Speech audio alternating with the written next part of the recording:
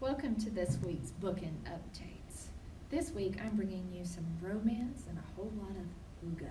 If you don't know what that means, look it up.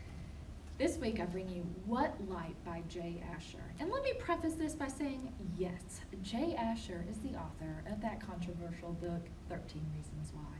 But there's nothing controversial about Christmas time and love. In What Light we meet Sierra, whose family runs a Christmas tree farm in Oregon. It's a great place to grow up.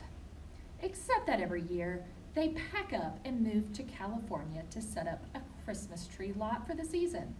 So Sierra lives two lives, one in Oregon and one for Christmas time. And leaving one always means missing the other. Until this particular season when she meets Caleb. Caleb has a reputation because of the mistakes he's made in the past, but Sierra sees beyond his past and becomes determined to find him forgiveness and maybe even redemption. Snuggle up with What Light to find out how true love feels. Thanks, Spencer. That sounds really sweet.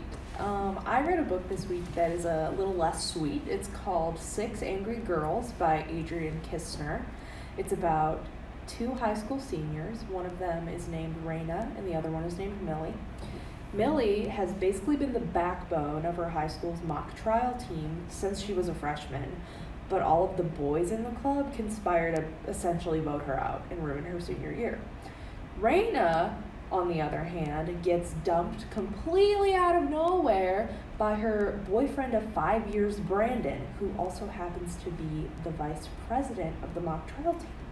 So when both of these girls are crying in the bathroom together, they have a chance encounter where Raina plants the seed of a really great idea inside of Millie's head.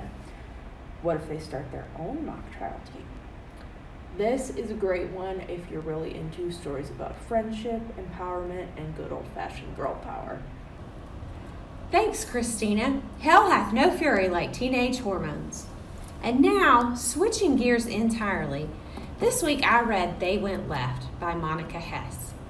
This book may be difficult for some of you to read, but it tells a very important story. In this story, we meet 18-year-old Zofia Liederman as she's being released from the hospital. She's been in the hospital being treated for injuries that she suffered while being imprisoned in a Nazi concentration camp.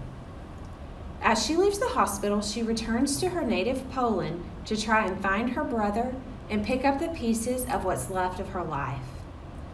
In trying to find her brother, she finds herself in a camp for displaced persons where it seems like everyone is looking for someone or something. This book is very sad, but it's also very hopeful. If you're a fan of historical fiction, especially World War II, this is a great book for you to read. That's going to be it for this week's Bookend Update, and we'll see you next time.